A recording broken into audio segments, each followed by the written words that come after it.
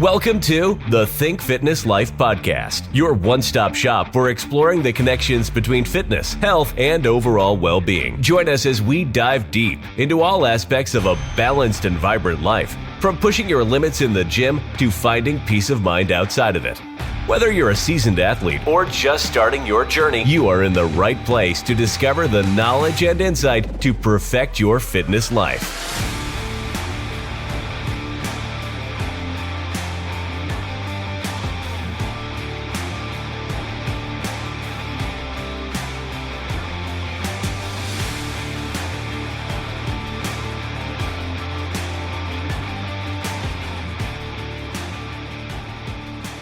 All right, we are live once again with the Think Fitness Life podcast. And here today, I have a very special guest. His name is Eric Menchi. He's also a co-host here. My name is Matt Gluckman. For those of you who it's your first time, welcome.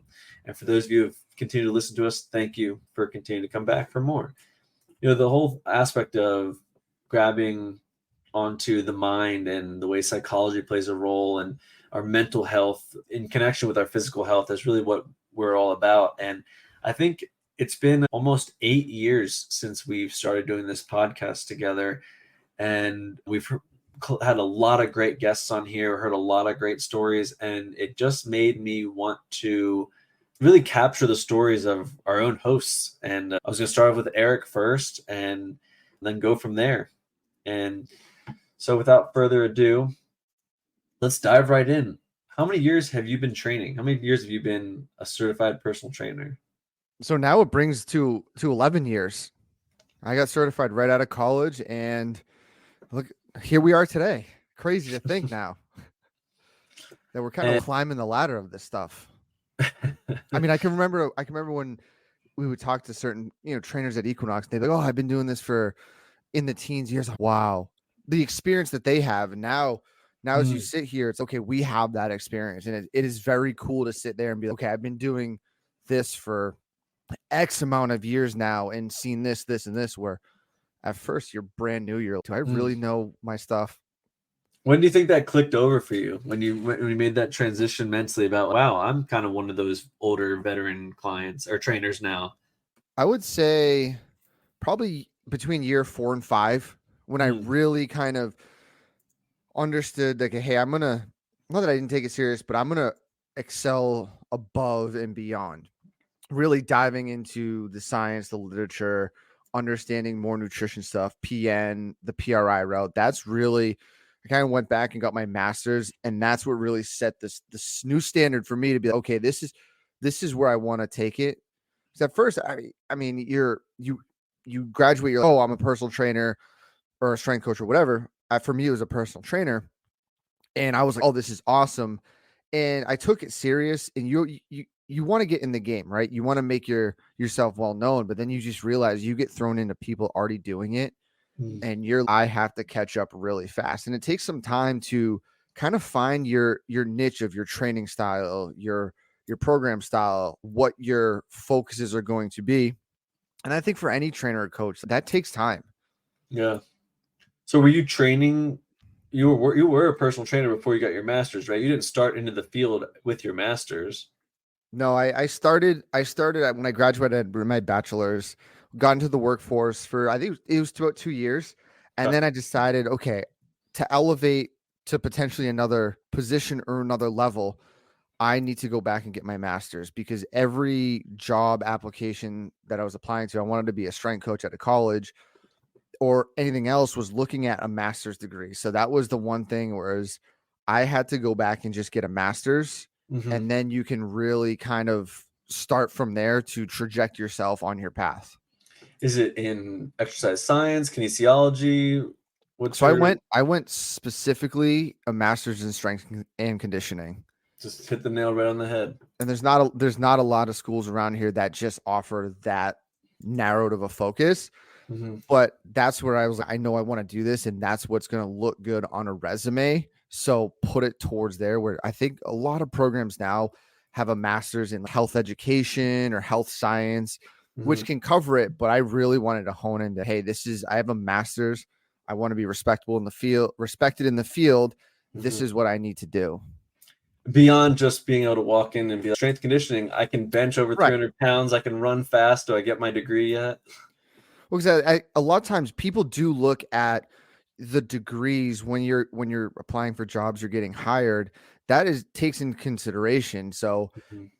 it's also looked at as the world we live in now is masters kind of are bigger than anything, Yeah. right? Bachelors right now we're just sort of your entry, and then if you're really about something, it's a master's, it's an MBA. You really have to take that next level. And this is what I tell my interns too. It's like, if you want to take it serious and work up in the field of college or pro strength and conditioning, a master's is recommended. You're gonna have to have that MS behind your name going forward. I think a lot of people, if they're looking to elevate in certain positions, it also gives you the ability to further your education and shows people the dedication to go into further on the education side. Because really, what a master's is you're looking at research. Mhm. You're looking at putting together a research thesis and just diving into more of that in-depth concepts of what your bachelor's might have given. And from a certification standpoint, a lot of these certifying bodies are Mhm. now flipping over. You have to have a bachelor's in exercise science or kinesiology. They really want to see masters in this field to set coaches apart. And you and I know it's hard in the personal training world, in the coaching world, because there's so many certifications Mhm. and there's so many weekend things that you can do. People do them. I'm not saying they're bad, and then they just don't further their education. Yeah. So what a lot of these organizations really want to see is people furthering their education to Yeah. be better and better to serve the people. It's all about keeping people healthy and not injuring them. For sure. And, there's always been a low barrier of entry to Mm-hmm. becoming a personal trainer. It wasn't until the 70s or 80s where you actually really had to have a certification, quote unquote. But even at that time, there was no certifying body that was, registering these certification programs. So it was kind of the wild, wild west. And I think when it comes down to, a prestigious school or program wanting to make sure that their coaches are good at what they do, you kind of sink your teeth into their experience and their knowledge base, and you have to have a passion for this stuff if you're going to go on to get your master's. You can't just be going through the motions. It's not your normal desk job. It's not your normal 9 to 5 where you're kind of cut and dry. You got to get really specific with each individual and kind of meet the demands of the athlete or the client where they're at. And I kind of wanted to highlight something here too, because I feel like a lot of trainers, their personal fitness journey is really tied into their career choice, right? And their own growth as a trainer themselves. Did you find that? Did you have a personal fitness story or journey that you can kind of think back to that also kind of sparked that interest in the career path? So this is always a funny story, and I kind of like to tell it because I started playing football when I was a sophomore in high school, and hell, I might have probably been 137 pounds, soaking wet at that time.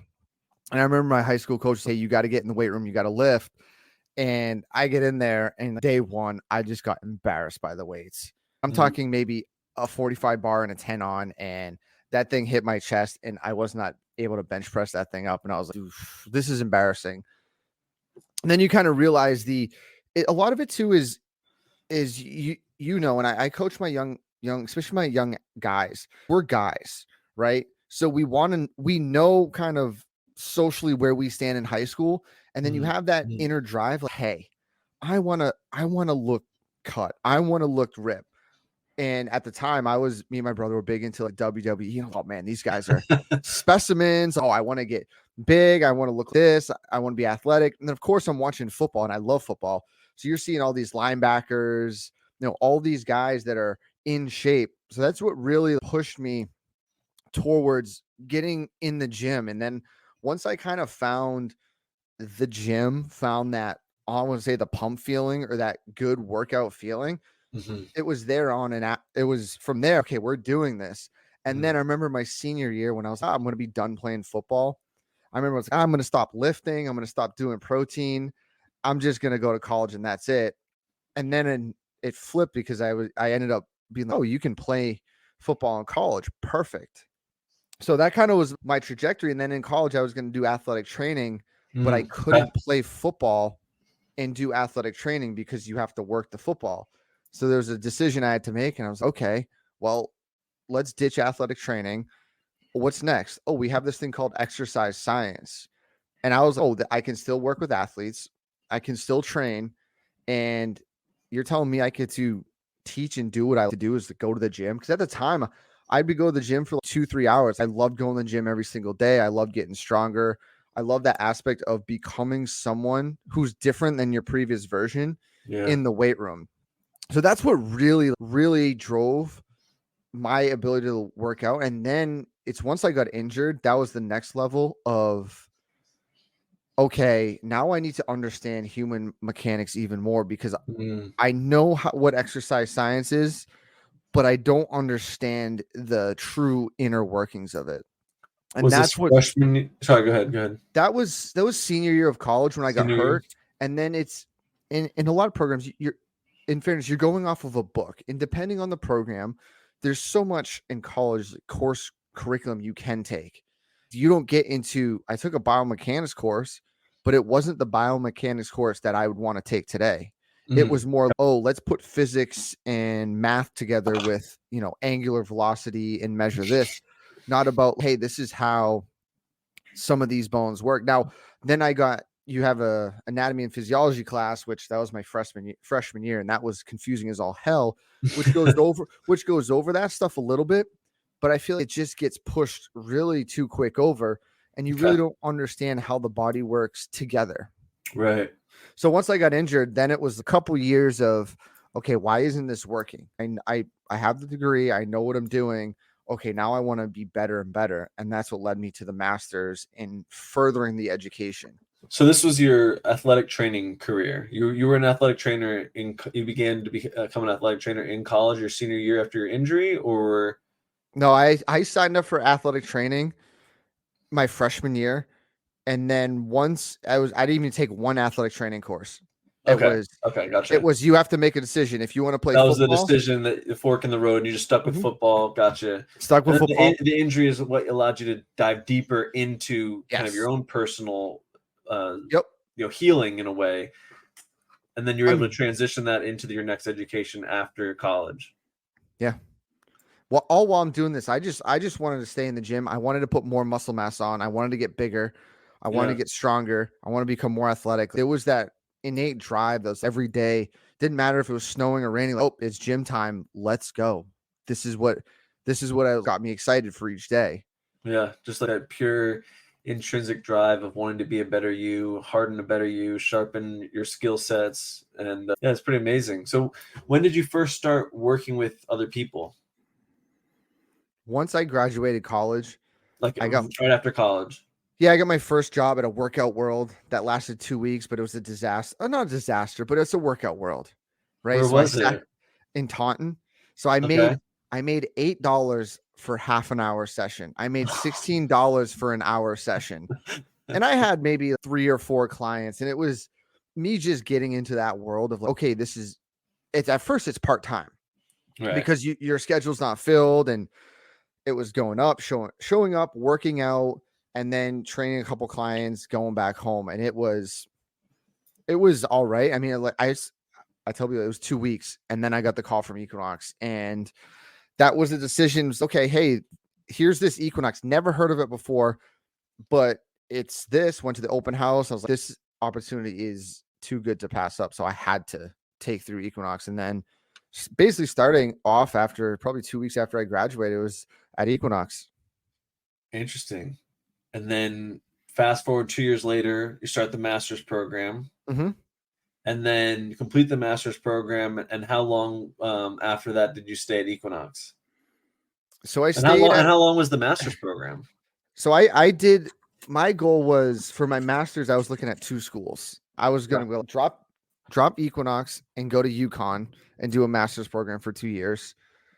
But living would have been tough, and pay would have been tough because it's in this world. Like, I think people need to understand you can make a good money in personal training, but at first it takes time to kind of build a clientele base. It takes time to work.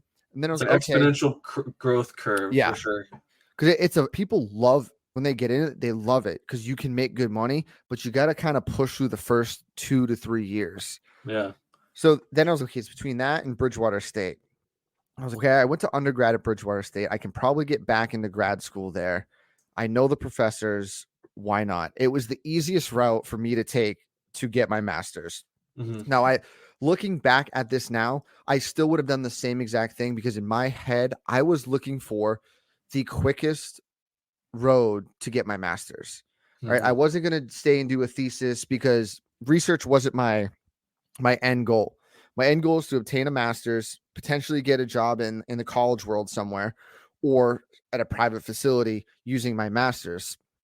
So I signed up. Well, it also sounds like the route that you went allowed you to still continue to apply everything you're learning with individuals while you're still working versus UConn would have been a Correct. big commitment, right? You would have had to cut your clientele base and just move, right? UConn, I would have had to gone full time at Yeah. UConn or probably find a part-time job. But here at Bridgewater, I could commute. So I still took clients in the morning and then I worked, depending on the days, I worked classes into it. And there's a lot of grad schools, night classes. So it worked out perfectly where I could kind of go back and forth. And I approached it as I'm going to get this done as quick as possible. And I had friends in the program that they're like, oh, it's going to take me 2.5 years. I looked at the curriculum and I'm going to try to get this done in 15 months. So it was basically, okay, summer sessions, get as many classes in as I could in the summer sessions. Same thing in the winter or fall, winter, spring. So I basically started it. I started it in summer of 2014 and I ended in May of 2015. So I got it done in, I would say, less than a year because I just did all the credits through and through. And then I used my internship for a lot of the credits at my second semester because and this we got into my professor and I got into a little bit of a conundrum because they were, so I did all my classwork because some of my stuff from my undergrad covered my grad. So I think I might have had like 20 credits left out of a 60 credit grad curriculum. And you know how they want you to take all these other classes that don't apply to strength and conditioning. There was a couple of advanced theories, but it's classes I had already taken and I really didn't want to take again just to pay money. So I went to my advisor, was like, hey, I think I've understood everything I can and I've already taken these classes. It would be more beneficial if I could take an internship and apply all the credits from that internship to here and graduate. And that's what I did. And that's where really the story goes is I interned at Northeastern for a whole semester from it was January 2015 to May 2015. I think I was there 30, 40 hours a week, plus what I was doing at Equinox. With their football program or with their hockey or so they don't have football, but it was with hockey. They got rid of their football in 2000. It was at 9 or 10 or it was somewhere. Yeah. No, maybe. Yeah. 2012. It was 2009. It was 2009. They got rid of it. Yeah. So I was with all of it: club, hockey, basketball, women's sports, just soccer, general strength conditioning, everything. Department. So it was basically you're here, you're going to work with this stuff, and that's what I do. I'd go to Equinox in the morning, I'd take the T over and be at Northeastern until sometimes 11:30 at night. That's amazing. For that semester, I probably was just living off of 4 hours of sleep a day because I knew I had to get the clients in. Sounds like it was 15 months of earning the master's plus the internship program. You were probably burning the candles at both ends. Right. For night classes and the internship. But I tell people that I work with now, the interns, I knew it was going to end. So I needed just to push through. And that internship at Northeastern is what introduced me to postural restoration, introduced me to other coaches in this whole new realm of thinking from an educational standpoint. And that's when I went back to my advisor to graduate. And one of my advisors was, I don't think you're ready. And then I was like, well, I'm graduating. I have all my credits. I had to take my exams and we had a phone call. That's probably the last time I talked to this advisor, and she said that that she had failed me, that she didn't think that I was ready to be in the strength and conditioning field, and that I knew my science. Now there was a little back and forth here, because from what I took from Northeastern, from a PRI and coaching perspective, I brought to me being a graduate teacher in the program, and there was a little confrontation between the two. So it was a little bit like she didn't like some of the PRI stuff. She didn't like the language I was using in a good way, because it was just different than what she taught. Her background was Olympic weightlifting. It was completely different than some of the PRI world integrated in. But you were already growing and evolving with the industry and the field, and she was kind of still in her ways, and you weren't matching those ways. So there was that little bit of that. There was definitely back and forth of my coaching style and her coaching style and how I like to progress things. And I remember my mentor at Northeastern was like, go back to your college professor and kind of give a little pushback, because this is where the strength and conditioning field is going. Right. And some of these teachers are kind of stuck teaching from the NSCA book, which is not a bad book. No, but there's a lot more past it. So I remember there was that issue. Then I met with my official advisor, and I was like, hey, the experience that I got at Northeastern was one of the best things ever. And it's put me in line to graduate and be in this field. And I said, look, to be honest, the time is of essence. I can't sit here and come back another semester. I paid all my credits. And she was like, okay, you're good to graduate. But with that other teacher, we had to take comprehensive exams to pass graduate school. Mm-hmm. So two of my other professors passed me, and that one advisor didn't. So we had that phone call. And I remember it to this day, because anything else of a review or constructive criticism, that's what kind of fed me. Someone tells me, oh, hey, I don't think you're ready for this, it kind of sucks to hear, but then you kind of get pissed. You're like, okay, now I'm really going to prove, gotta make sure I'm ready. Yeah, yep. Exactly. And there's been, constructive criticism from me being an intern at Northeastern that I still have and still read and reflect. How can I be better? And that's what really, that conversation with my advisor really kind of drove me to be, I'm going to now prove this wrong.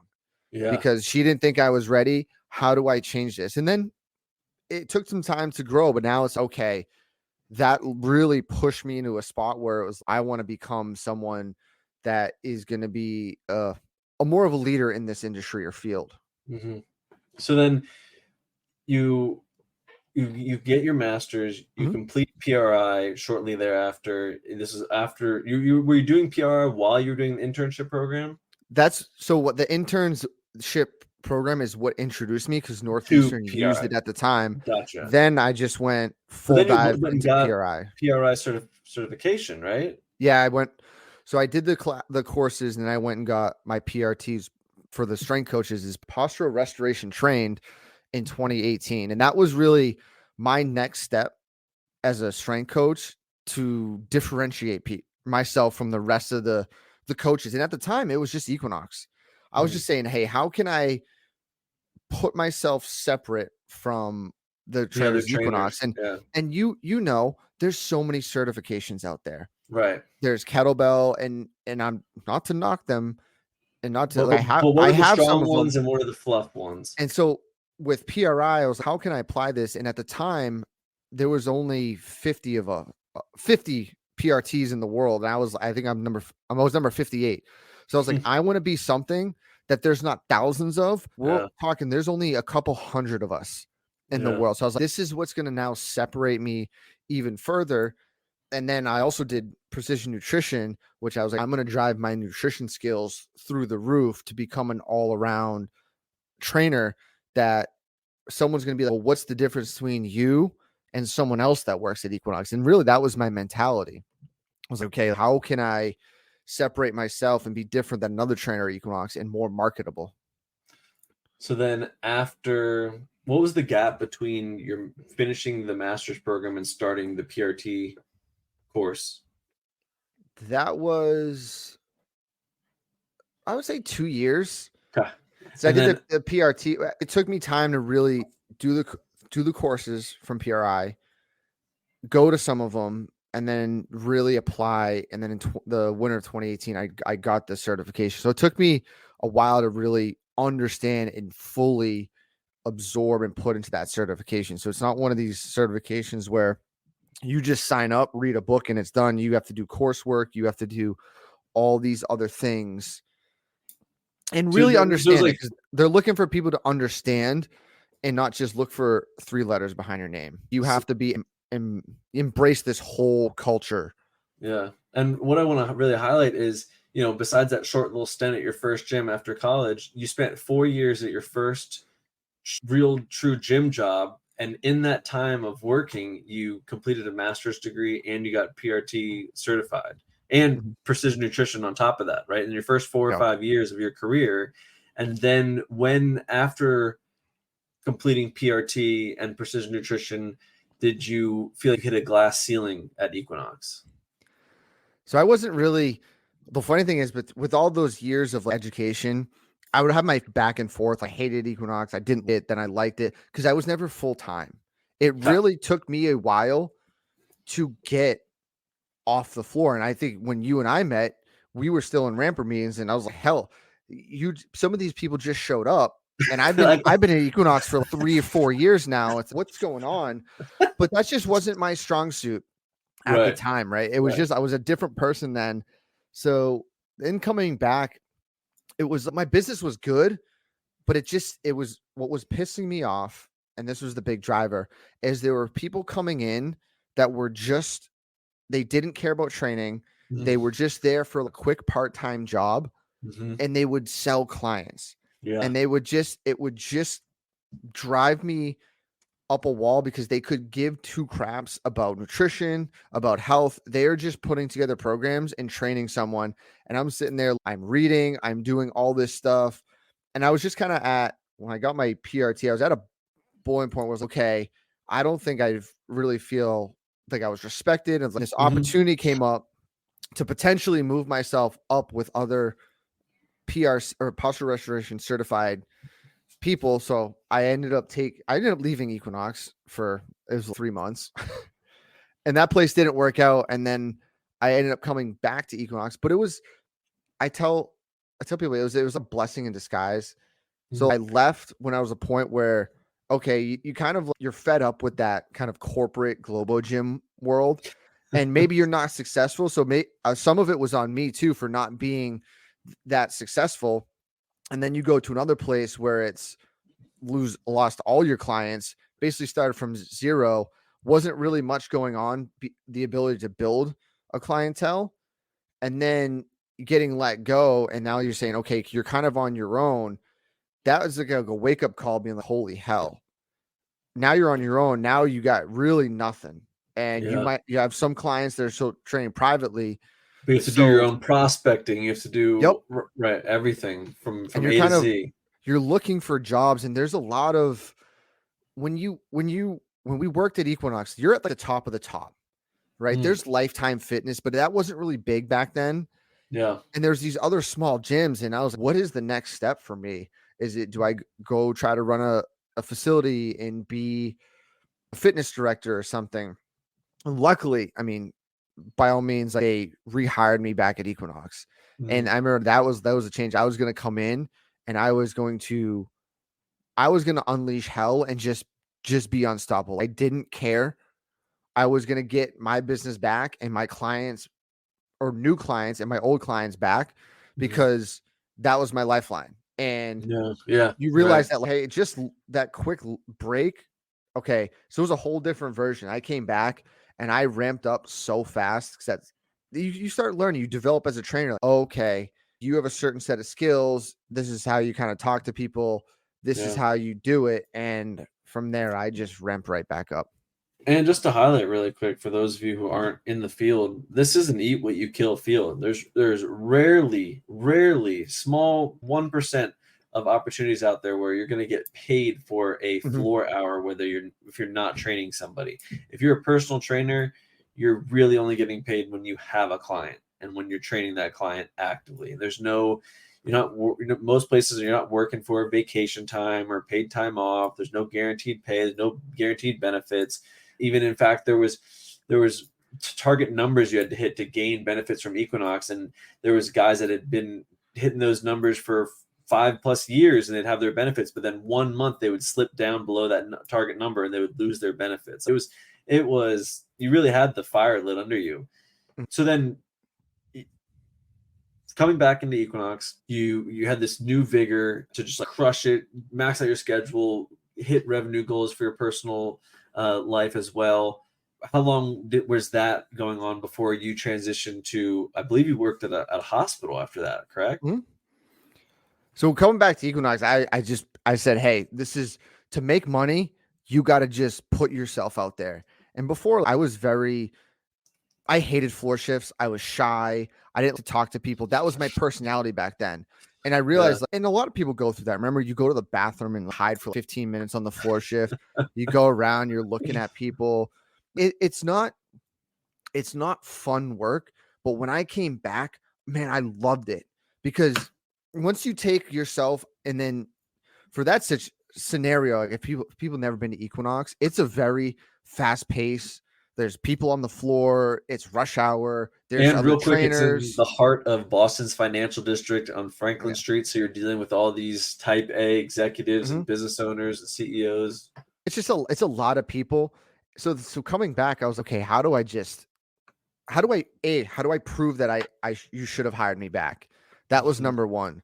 So I remember coming in with some rampers, and they were getting pissed at me because I was taking their leads from talking to them on the floor. And I just went into it basically talking to everyone and understanding their goals and just saying hi to people, not trying to be a salesman, just be like, hey, I'm Eric. If you need any help, let me know. I'll be around, ask me anything. And you build that reputation over time. And then I just embraced that. It was, hey, what are we doing? And it's setting the standard. And I do that now where I'm at today. It's like you come in, you set that standard and build that relationship. You hang out at the front desk.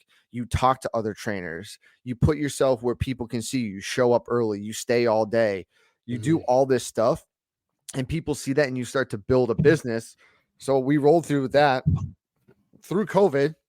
I came back from COVID, and COVID kind of threw a wrench in everything, because I was doing great. I had a full schedule. At this time, I was like, I'm probably never going to leave Equinox. My clients are solid. This is going to last forever. COVID hits. People's political views change. Well, it didn't change, but people's political views and the views of Equinox is what forced me to literally not leave, but they actually had to terminate me. Looking for personalized workout plans? Whether you prefer to train at home or hit the gym, try a 14-day free trial of the Think Fitness Life mobile app. Get customized workouts, nutrition guidance, and coaching from a qualified professional who will be in your corner every step of the way. Visit www.thinkfitnesslife.com to start your free trial today. That's www.thinkfitnesslife.com. Yeah, we can go into that story a different day. So Equinox, they got rid of me, and I was, oh hell, what now? What am I going to do? Because they, that was my client base. That was my source of income. So it was sort of really getting back to, first of all, that holy hell. And I remember getting fired. It was that Tuesday, and they wouldn't even let me. So I had Tuesday, I had a 1 p.m. client, and I forget, I had maybe something in the afternoon. They wouldn't even let me train my 1 p.m. client. They let me go at 12:30. I was like, can I just really train this? I had this client for years, one more time. And I remember that client, I was packing my stuff. I'm like, hey man, they literally just let me go. And he was like, I'm going to call the VP of Equinox right now. And he did. And we went, Equinox and I, we went into a battle of back and forth of clients and packages and stuff. Cause I was like, hey, this is going to be for my clients. And I felt like they had just did me wrong. But that day I went back and what do I had to do? The first thing I had to do was make sure my clients were good. My private clients were good. We had that squared away. And then it was applying to jobs. And a couple months later, I had applied for this job at Boston Children's Hospital. We had the McKaylee Center. They have a strength and conditioning facility that I applied to. And I was like, I don't know about this, right? On my resume, my resume looked good and hey, here's what it is. But I wasn't sure at the time because I didn't work in a strength and conditioning facility in years. Mm-hmm. That was my shortfall, because a lot of these facilities or teams, they're looking for, have you worked with other teams? So I have my Gotcha. master's in strength and conditioning. I did a little bit of work at BU with some of their club teams and some private teams. But Northeastern, but Equinox was by no means a team yeah, environment. Equinox is more one-on-one personal training. So I don't know about this. And the funny thing is, in 2016, I had applied to the same job position, the same exact place, and I Interesting. got rejected from it. I went through 3 interviews, and I remember getting a call. It was a Columbus Day on a Monday, and they're like, "Hey, we're going to go with someone else. This this position's not, we liked you, but we didn't think you were a strong enough candidate." That was one of those things that really made me drive more into PRI, because I was like, oh, I add PRI in my things, but I wasn't certified. So I applied for this place, and now that's where we're still at today. Oh, that's where you're still at. Okay. Yep, got I the thought interview, met with my manager, nice. met with the director, and that's where we're still right there today at the McKaylee Center in Norwood, training athletes, training private clients, training teams, doing everything. I love it. I love it. What a up and down journey, but definitely the dedication to excellence comes to mind in terms of your commitment on a personal level to sacrifice yourself and your schedule to better your position and your education to be the best trainer you could be no matter what situation you're in. So, what do you say you work out for now personally, and how has that changed over the years since you began having goals with your own personal training? What I work out for now, it's still the same. Lean body mass, stay low body fat percentage. But Big now, arms. Just kidding. yeah, right. Got to have the arms, got to have a big squat, big bench. But now I've really been lately, probably the half of this year is Olympic weightlifting, is really getting back into that. Right. So my college professor was big into Olympic weightlifting. I really wasn't, I wasn't crazy into it from an athlete standpoint. I understood it and still did it. But really now I'm really finding it fun to get back into that sort of training style, which is a little bit different than straight putting on lean mass. And that was a goal for a long time, is putting on size. I'm not really the biggest, from genetically the biggest kid when I was younger. So it was always hypertrophy. And it would always be in high school, we ran strength conditioning. So it was more athlete based. College, we had programs that I ran, but then you could kind of choose to run your own because it wasn't structured. So all I did was bodybuilding. And for probably 2010 to, I'd say 2015, I just did the stupidest bodybuilding program ever. Monday was chest, Tuesday was legs, Wednesday was cardio and arms, Thursday was shoulders, Friday was back.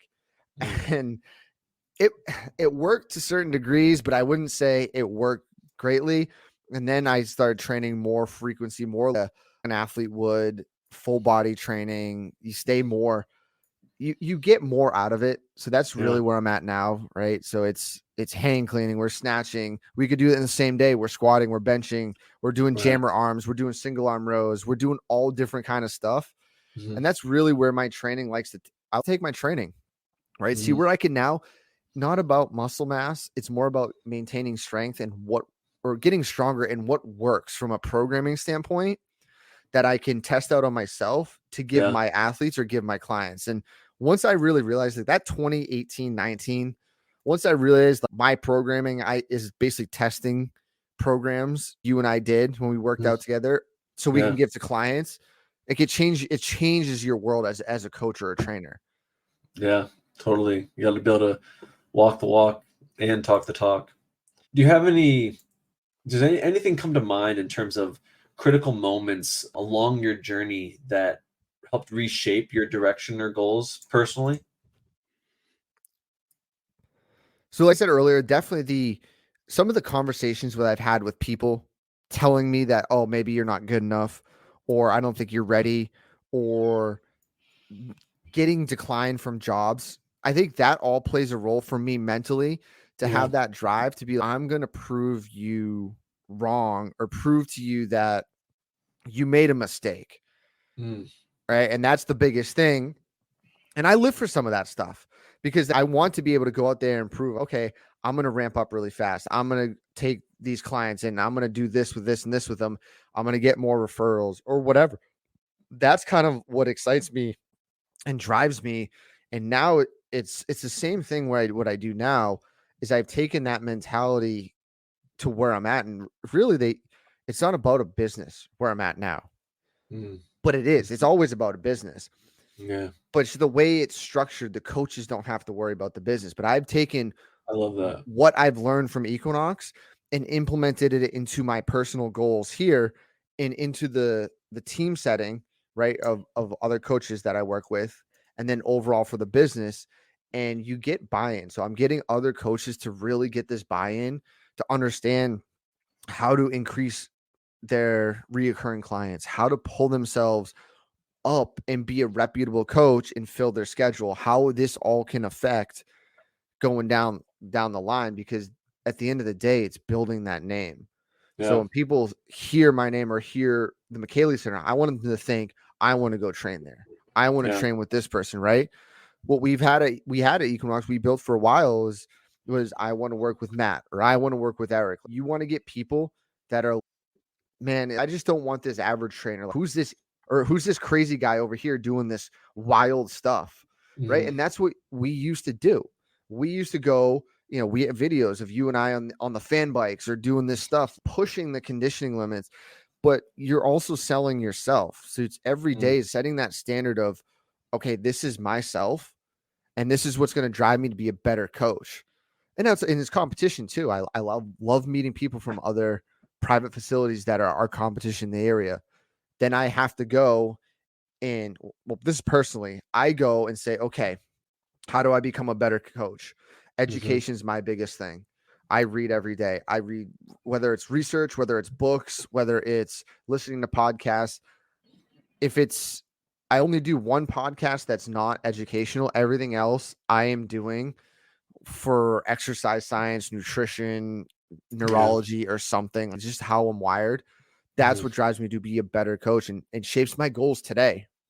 Yeah. I love that. I love that. What gets in your way becomes the way. If you could bottle and sell the most unique aspects of your approach in coaching from the past 11 years, you said, what would that bottle contain? Who am I giving it to? You're just going to leave it on the shelf for humanity, for the future. So number one thing is my willpower and work ethic, right? If I could bottle that up and sell it, you know how many people would be lining up, right? Yeah, it's that elixir. It's that Space Jam juice. Right. Because people ask me, like, I love to work out. I wake up in the morning and I'm excited to work out. At night, I'm, oh man, I got hand cleans What's tomorrow. My workout going to tomorrow? Yeah. I can't wait. I can't wait to snatch. I can't wait to do my workout tomorrow. People look at me like, what the hell's wrong with you? I wish I could bottle that up with the knowledge of human biomechanics and the science of how our system works and some nutritional education. Because if you give people that drive, they're going to have this ever-ending burning fire to work off of, right? And you could say, become unstoppable, right? Right, you've given them the fuel.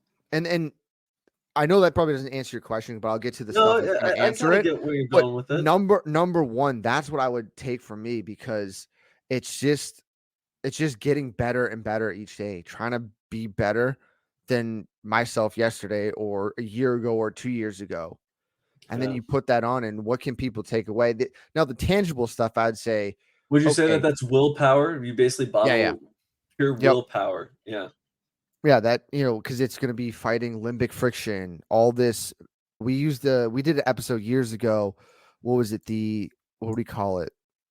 Something flow with states?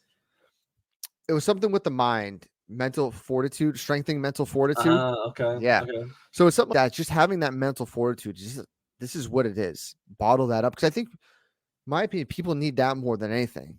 So we're setting a standard as coaches. Hey, Yeah. this comfort zone that we talk about so much, you need to push against it. Yeah. And that's hard to get out of. But you and I have tested many programs where we're pushing out of that comfort zone to get a physiological adaptation. And that's, I think it comes with it in this bottle, is you have to work hard to push a physiological adaptation. Yeah. And I think where a Yeah. lot of people don't understand that is it's not reps and sets, it's not numbers, it's what is going to drive a physiological adaptation. Yeah. 3x8 is great, but if the weight's not right on the bar, that's not going to drive an adaptation. So it doesn't matter any of this stuff. It's what intensity are we working at? No, and it's very noble of you because it kind of hits the nail right on the head. You know, if someone comes to you, it's usually because they've just kind of scratched the surface of feeling like they want this thing, but they don't really believe they can get it, or they don't know how they can get it, or they need the accountability of a trainer to meet with them, at a scheduled time in order for them to stay accountable to that goal. There's a great quote that's like, the future you is relying on the past you to keep to the promises you made. And I think that hits the nail on the head. If you can give people willpower, then you've left a great impact on the world. So then the next kind of layer to that question is, if you were looking back at your younger self, say you today, talking to you of 15 years ago, what advice would you give that person, or what words of wisdom? Number one is eat more damn protein, right? You were really good at eating protein back then. No, because I didn't know, right? Yeah. My strength coach in high school, he was great, and they gave us a template, but it never really sat into me. And it did even through college. I got it. Oh, but it wasn't really until probably the same thing, like 2018. That's really where my everything's kind of really kicked off. Reading more books, and it wasn't nutrition books because that's educational. It's reading some of these other books by Dan John that basically set the standard of, hey, if you want to gain mass, add more protein. And I tried some of this stuff and I did it, and it was, oh, this is what I was missing. So if I could imagine just doing that back then, and then it would be heavier weights, less reps. I figured out over the years that my body adapts from a lean body mass standpoint and a muscle mass standpoint, not from hypertrophy work. It does, but I get better adaptations with higher intensity, which is higher loads on the bar. I can still hit volume, but for some reason it just creates more damage, more protein degradation, and I'm able to build it back up. And I think that's one thing where, in my bodybuilding days, not that I competed, but you're doing like 12, 15 reps, you get a great pump, but I wasn't creating super crazy mechanical damage and stress on the system to really drive protein synthesis, to really be like, hey, you need to put on lean muscle mass. And maybe this is the case for the hard gainers or people who are really skinny, is they might need to have a heavy load dose put on their system to really drive a physiological adaptation to put muscle mass on. Now, I still do volume and stuff, but I only do that on accessory work. I couldn't tell you the last time I squatted 12 reps, right? Maybe in Squattober, which I'm doing now, I squatted 10, but it's more, if I can keep it between 3 and 6 and I can put heavy weight on, I can put mass on and strength and size, and my body just feels better. So I'd go back to me and be like, hey, man, this is what you got to do, right? And it's take this program. Yeah. But that's why it's great to do what I get to do. I don't know if you work with any kids. I get to work with, 14, 15, 6-year-old, 17-year-old, 18-year-old college, and then some college guys, especially guys, because I'll tell them, I was you. 100% get it. I'm going to tell you the things I wish someone told me, and we're going to drive that ship. And you see some of these kids now at 15 years old. I just got one of my 15-year-olds benching 210. I turned to him the other day and I go, you want to know the first time I benched 225? And he's, oh, what, high school? Because most people look at me and they're like, oh, you must have just been big in high school. I'm like, no, it wasn't until like junior year of college until I benched 225. He's like, are you serious? I was like, yes, because I lived in 12 reps for 4 weeks, 10 reps, 8 reps. I very rarely in a training year, and this is my own fault, went into 1, 2, 3, 5 rep ranges. In linear periodization, it all went at one block, and it was, if I remember correct, I would start in January and I would go all the way. So I'd probably get down to maybe May, where I'd hit for 3 weeks, I'd hit power. I'd hit 2 and 1 reps. And guess what? Then the 12 started all the way over again. And by the time we got to football season, I was not in the power zone. I was still in strength. So I really basically peaked once a year, and it was garbage. Yeah. So linear periodization out, undulating in. Don't worry, I don't think it was your own fault. I think a little bit of it is what we're kind of taught at the times. Oh yeah, I mean, I would pick up any muscle and fitness magazine. What else? What other magazines were there? I don't know, but I remember even the first thing I read, it was you should totally do a back by, chest try, leg split. And I was like, looking back, I was like, that's the dumbest advice to the general population you could give. Hell, I still have, when I moved, I still had a stack of those magazines, the ones you get from Vitamin Shop, the free ones. I mean, issues from 2010, and I went through them before I threw them out, and I'm like, oh, every issue, it's the same back, buys, chest, leg exercise. It's the same exact thing. I'm not saying it's bad. I love those magazines. It's where this industry kind of began. It's where the creatine, the supplements, it had good nutrition knowledge too. But the standard workout was very much your bodybuilding style body part, which, hey, it works for a time. I think everyone's got to try it, but it's eventually you just got to get away from it. Yeah, absolutely. So what are you working on now? And where's your training going?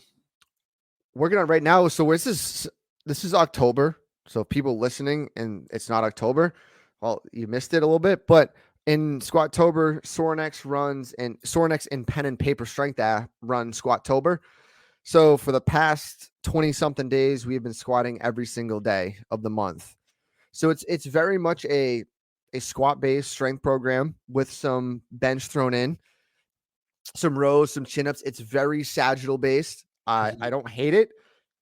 I think it's good. I'll get strong, but I'm very much looking forward to getting back to Olympic lifting. I do miss putting on my lifting shoes and snapping some weight fast and punching that up. Really, I think Olympic weightlifting has, and I incorporate it. It's not all just, but you just get so much. And I know you've been doing it for a while.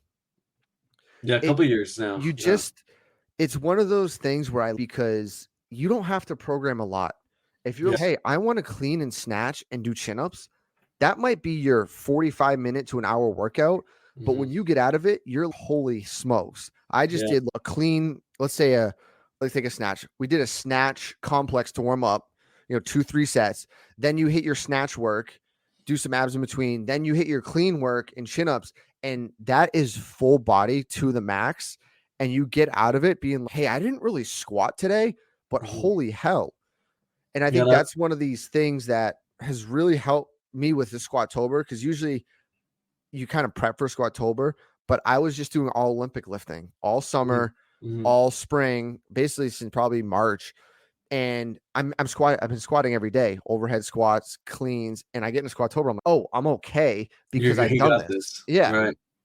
Yeah, the thing I love about Olympic lifting is just how you can upregulate and downregulate volume really easily. You can upregulate, downregulate concentric load versus eccentric load really easily. And just, I think there's a lot of evidence to show that force production is going to be more relevant to speed. Force equals mass times acceleration. That mass is a very linear relationship in that equation, versus acceleration has an exponential effect on the force production. And then there's a level to which it teaches you how to also absorb force, right? When you come in and you just 100%. Catch that first hang clean, you're having to learn how to absorb tension. So when we talk about strength, I like to define it in two things. It's your ability to perform demanding tasks, but it's also for your body's ability to absorb force or tension. So I think that's one thing that we lose as we get older, and that's why so many people get injured.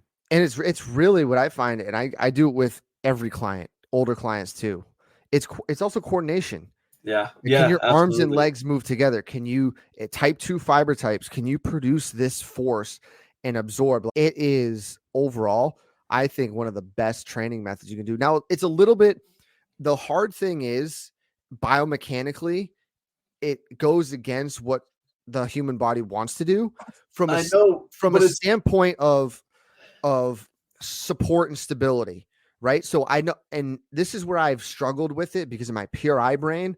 I'm okay in a squat. You should be in IR. You should and be it doesn't. adductors. You don't want your ribs to flare out You, sometimes, but like in an right, overhead squat, you have to. Yeah. So, and I've been doing a lot of education and learning from other Olympic coaches, and there's kind of coaches I've really found when there says if you can keep all this stuff, you're going to be in an external orientation, right? Position overhead, but you're creating internal torque. And I was like, ooh, I like that because it's, even if your arms are up in a snatch, you're still moving the bar to create internal torque to stabilize yourself because a bar is going overhead or you're catching it in clean. You have to be in certain positions.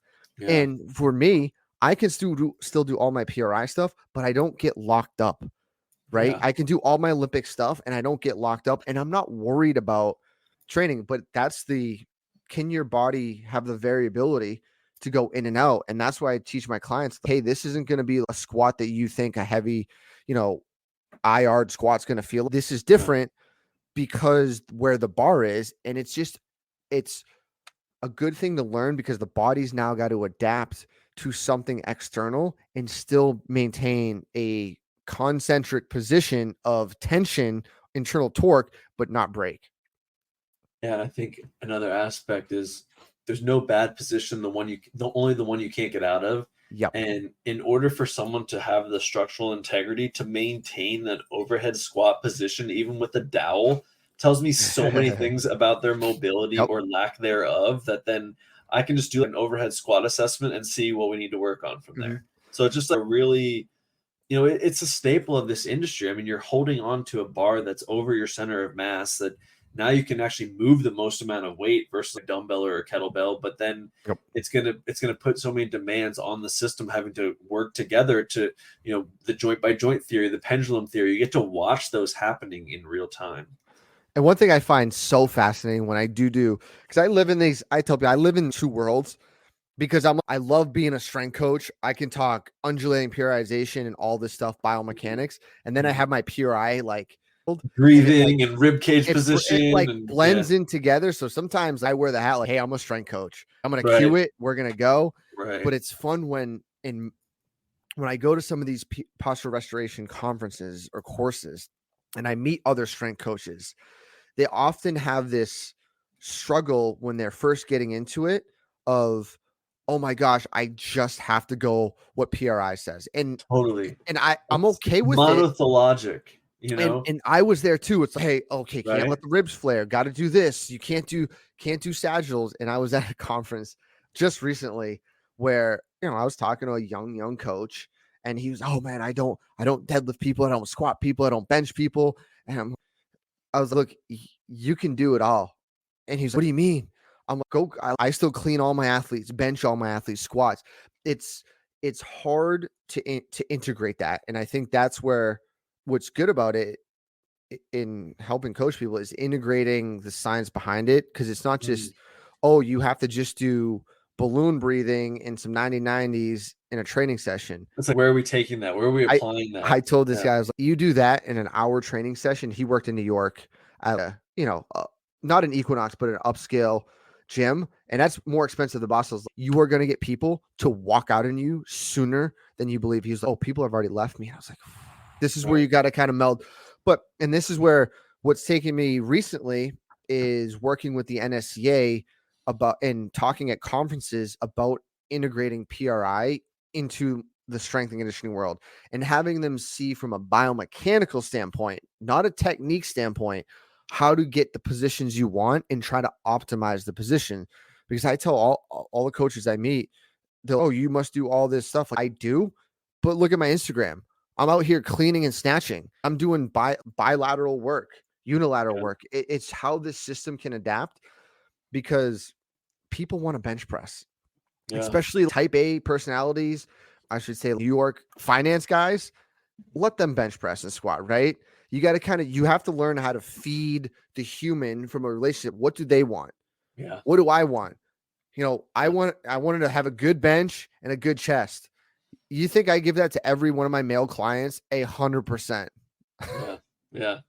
No, it's totally this industry will always stay personal. And I think one reason, just hearing your story from start to finish, because we've been hosting this podcast for 7 years, and I didn't even know all those details, and start to finish. It's really nice to be able to hear it as your co-host, but it just feels, because of your experiences, it allowed you to have so many tools in your toolbox, but then also it created this awareness in your brain. So you have this awareness for the individual, and you have all these tool sets that allow you to be adaptable. So I think awareness and adaptability sound to me the two key components, and willpower, right? That drive there.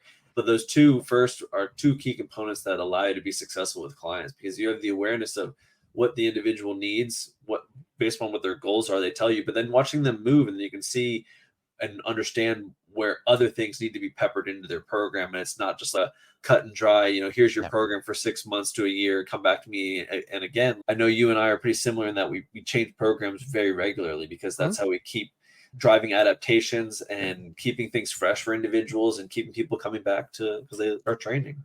And But, it's really, it's really about building. What I've learned over the years is what my struggles were, is I was so scientific.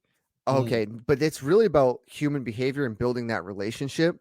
That goes number one, right? Yeah. How to interact. And a lot of my reading, that's what it is. How to influence people, how to build buy-in, build trust, commit to people, and make them want to come back. Because it doesn't matter what exercise I pick or technique. Sometimes I have something written out, and whatever, that technique might not be the right technique for that person on that day. I know that technique will be great for them, but that person, just from what they're telling me, their goals, it might not resonate with them. So it goes a long way matching the person to the exercise, to the technique, and to the coach to get them to what we want. And I think one of the best examples I love, remember, is we're working with one of your clients, and this kid was very talented, and we put him on a program, and he was like, what in the hell is this thing? And we talked. I remember we sat down for a couple hours, and we programmed this thing out, and we were like, is this going to be too much for him? And we came to the conclusion, hey, he's going to adapt no matter what, right? If he does everything right, and it's going to be hard, and you set that expectation from him. And then I remember when we were at your wedding, and I met him, he was, oh, you're that asshole. I'm like, yes, but his next sentence was, that was the best program, but I hated it, and it made me so good. That's really why we do it. To have someone say, man, that was the worst thing, I hated it, but I felt good and I loved it, and I hate you for it, but it was amazing.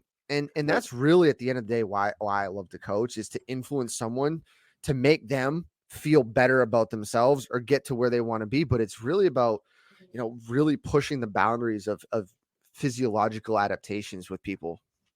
Yeah, absolutely. Okay, mic drop at that one. So how can people find you if they want to work with you?